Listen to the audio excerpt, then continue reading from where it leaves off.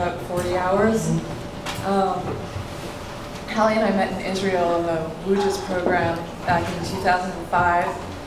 However, I would call us a Facebook success story because somehow in the program we started at different semesters and we didn't really talk very much during the program, and I wasn't on Facebook.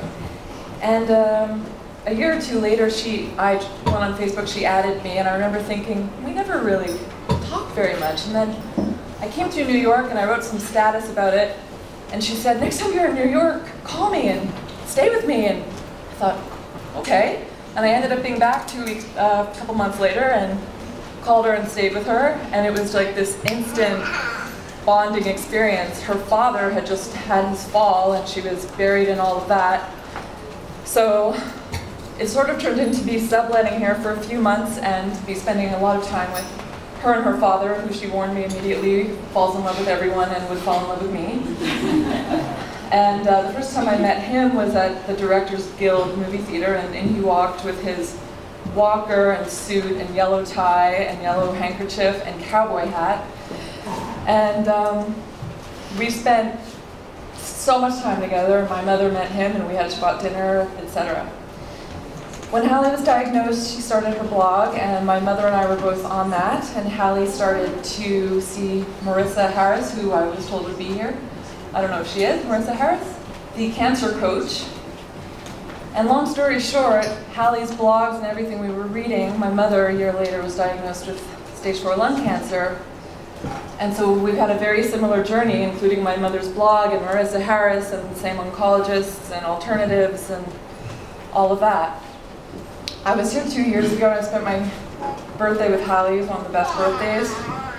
Went to see American Ballet Theater, went out for oysters.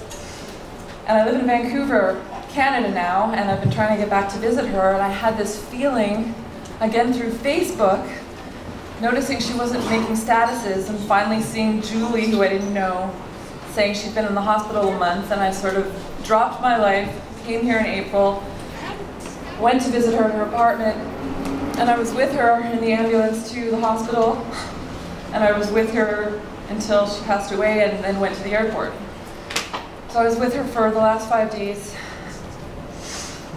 and went back to Vancouver, and wasn't planning on coming back here.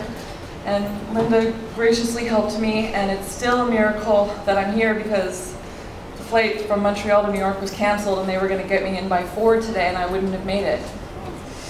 I ended up in Newark instead of LaGuardia. I didn't sleep on any flights. And then I inverted the address and went to West 46th instead of 64th and ran 20 blocks in 10 minutes. And was still on the wrong side of the park, so there's a biker guy out there who I have to go pay more money to, who Zoomed me here, and I actually got here in time for the first speaker. So Hallie has had this huge influence on my life, and I had to be here, and thank you everybody, and I'm forgetting to say things, and Linda, I love you so much for everything, and Ross and Wendy and everyone I've met through this. Thank you.